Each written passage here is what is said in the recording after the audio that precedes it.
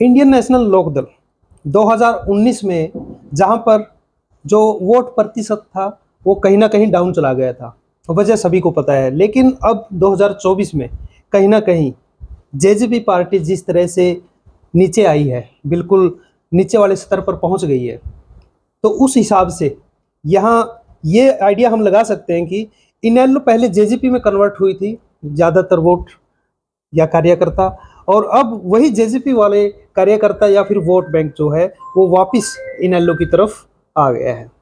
तो हमारे साथ टोहाना से इनेलो से ही कुणाल करण जी है हमारे साथ, और ये आजकल एक्टिव हैं, डोर टू डोर प्रोग्राम भी चल रहे हैं, और इनकी जो चर्चाएं हैं गाँवों में या आसपास के क्षेत्र में या विधानसभा क्षेत्र में, तो कहीं ना कहीं उस चीज़ को इफेक्ट कर रही हैं जो आज से पहले इनेलो की राजनीति होती थी, क्योंकि लोगों को याद भी आ रही हैं वो चीज़ें जो पहले इन लोगों को मिलती थी लेकिन अब वो नहीं है। तो कुणाल जी नमस्कार। नमस्कार जी। तो क्या लग रहा है कि 2019 का जो माहौल था, राजनीतिक माहौल, और जो अब 2024 में पहुंचे हैं, तो कुछ लोगों का रुझान वापस इनेलो की तरफ हुआ है? देखिए, आपने कहा कि जेजेपी बहुत गिरावट पे आ गई है, बहुत स्तर उसका नीचे आ गया है। मैं तो ये कहूँगा कि जेजेपी खत्म हो गई है। जननायक जनता पार्टी चौधरी देवीलाल जी को जननायक के रूप में हरियाणा प्रदेश ने और देश ने देखा। उनका नाम लेकर के एक पार्टी बनी, लेकिन उनकी विचारधारा पे नहीं चल पाई। इसी का आज खामियाजा उन लोगों को भुगतना पड़ा, क्योंकि हरियाणा प्रदेश की जनता ने ये देखा कि चौधरी देवीलाल जी की विचारधारा पे अगर कोई पार्टी चल रही है तो वो चौधरी ओम प्रकाश चौटाला जी के नेतृत्व की, और अभय सिंह चौटाला जी के साथ अगर हरियाणा प्रदेश की जनता खड़ी है तो वो इंडियन नेशनल लोकदल की वजह से। तो मैं तो यही कहूँगा कि एक थी जेजेपी, और आने वाला जो समय है, जो भविष्य है हरियाणा प्रदेश का, वो इंडियन नेशनल लोकदल पार्टी का है।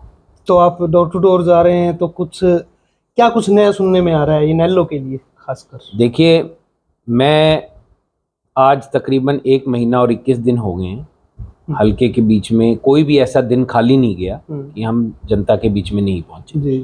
पहले भी सक्रिय तौर पे लोगों के बीच में जाना आना रहा, पर क्योंकि चुनावी समय आ गया है और चुनाव के समय मेहनत ज़्यादा हो जाती है जी, तो इसी मेहनत के चलते पार्टी ने एक कार्यक्रम चलाया, संघर्ष वही सोच नहीं बदलेगा टोहाना।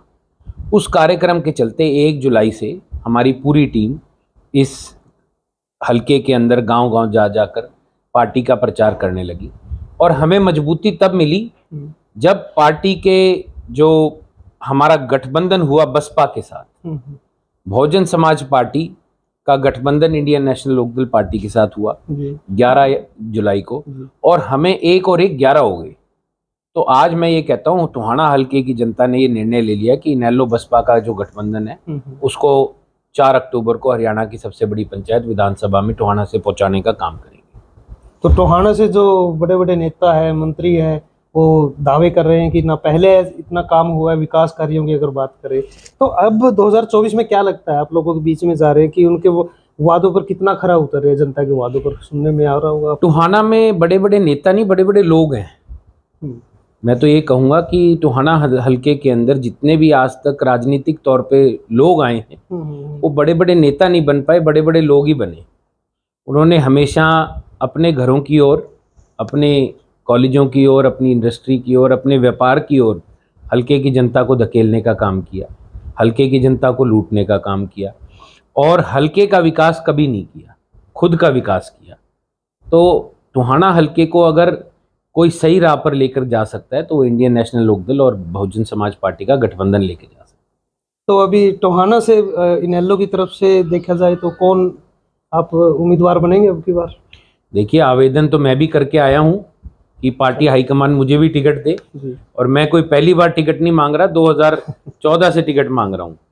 और इस बार अभय सिंह चौटाला जी ने एक आश्वासन दिया है कि 40% हरियाणा में युवाओं को सीट देंगे इनेलो कोटे से। तो हमारी 53 सीट है, उसके 40% की श्रेणी में मैं भी आता हूँ। तो मैं तो उम्मीद करता हूँ कि अगर गठबंधन का उम्मीदवार मुझे बना करके टोहाना हल्के की जनता के बीच में सेवा करने का मौका मिले तो मैं उसके लिए बिल्कुल तत्पर खड़ा हूँ।